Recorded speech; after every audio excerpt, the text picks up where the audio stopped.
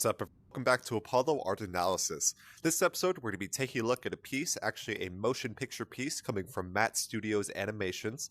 In this episode, we're going to be talking a little bit about the exploration. We're going to talk about these endless environments, and we're also going to talk about the liminal pools pioneered by Jared Pike. So let's jump right into it. So whenever you first see this piece, it kind of starts with the camera looking down at the ground. Of course, it is a video, so I only have these individual screenshots as reference.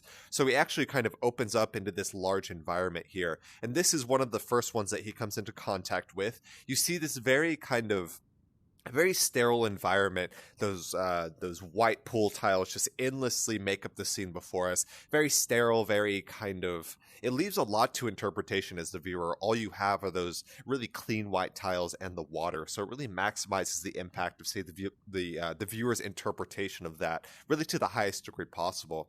And we're kind of met with this moment of discovery. Our subject appears to be exploring this strange type of space, and of course, it is very, very large, and it's kind of endless in that respect as well. And so the pools that we're looking at are actually pioneered by the artist Jared Pike, and I do have some references right here.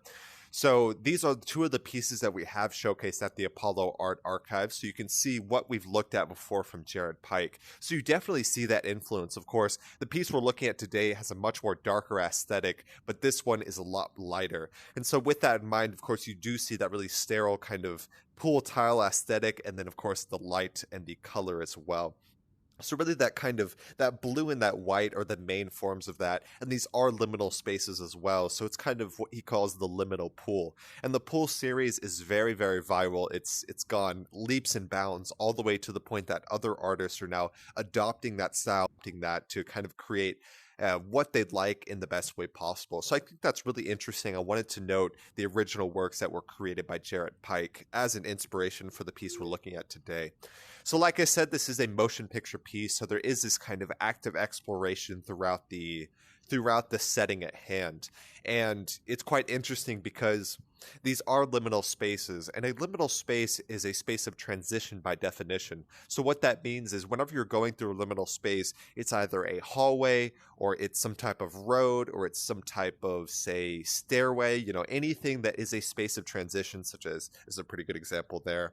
Hallways, another good example there. Of course, we looked over there, aqueducts as well as a hallway as well. All of those are liminal spaces, and what they refer to what we call the liminal dream core or liminal space art. And many people, they really connect those with dreams in many different ways. And it's extremely intriguing because, it's hard to say why exactly that is. Dreams kind of create these endless environments that kind of generate almost endlessly. We are going to talk a little bit about that there in the end. I guess I'll go ahead and mention it now. But dreams are quite interesting because they create these environments and throw you in them. And as you go from one setting or one environment to the other, it's often that liminal spaces are the way of kind of stitching or transitioning one space to another within the dream.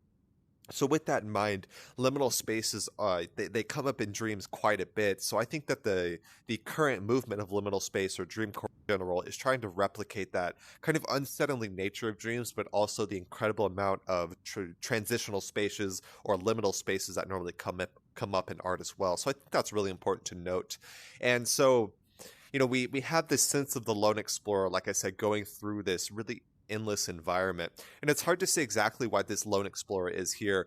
It seems like it's nothing more than, say, curiosity or a desire to document or a desire to explore, and we really see that quite masterfully within the work before us. If you guys don't know what I'm talking about, go check out the original video. You'll really get a feel for what we're talking about here. And of course, these are just some still screenshots from that fuller video, so it's not the best reference, but it is a reference at that. And so one of the most popular liminal space pieces is actually from a London airport, a Holiday Inn at the London airport, and normally we get kind of an upper view up here looking down at it.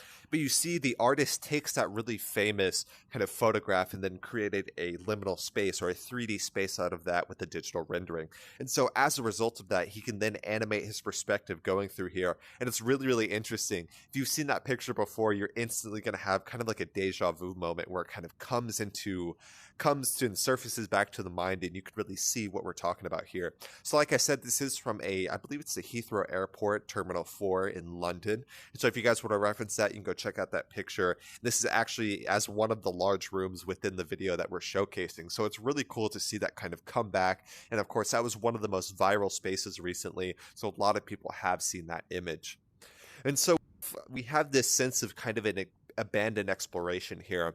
And the biggest thing that it reminded me of are those YouTubers who go on YouTube to explore abandoned places. And I absolutely love this because it really gives you that sense that you're walking through this real place. This is a 3D rendering that was animated, so there is this sense that it is extremely real, and that's an incredible testament to the incredible skill of Matt Studios.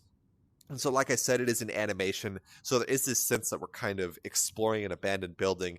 And if any of you guys have seen those series on YouTube, you know exactly what I'm talking about. They have these kind of exploration, whether it's alone or with a team or with just another friend. They kind of go to these abandoned places and they explore it with a video to document, to kind of show these different places. And so I do see an incredible theme of that here as well, whether it's him going through this kind of endless, almost kind of like a mall area, or him eventually going into these very, very dark catacombs, or I say catacombs, not really sure exactly what to call them, more like kind of aqueducts in that way. But it's quite interesting because the only thing that he has to guide him is the light of his camera. So it's quite terrifying, and it's very isolating, and it's very even claustrophobic to a lot of people as well. So there is this sense of horror within the work at hand, but despite that, we see no entities. And a lot of people like this. They prefer that there are no entities in the back room because there's this feeling that you're going to stumble upon one at every single passing glance, but in the liminal spaces, whenever you don't, bump into one, it even reinforces that sense of the liminal space. So that's really, really interesting, and it's a very, very cool piece.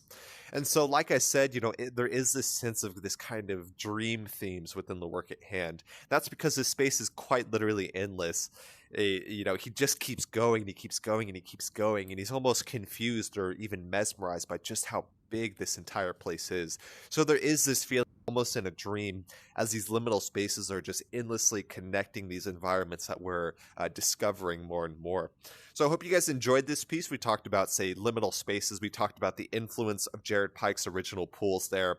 We talked about, say, a little bit about this kind of sterile feeling. We also talked about the abandoned exploration, as well as these endless environments and the influences of the dream world.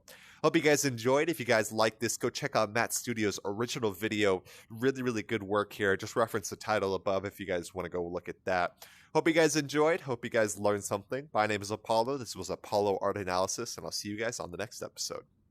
We hope you enjoyed today's episode. If you'd like to support our work directly, please check out our Apollo community tokens. Apollo Art Exchange is an ecosystem of art appreciation which elevates artists each and every day. Thanks for listening.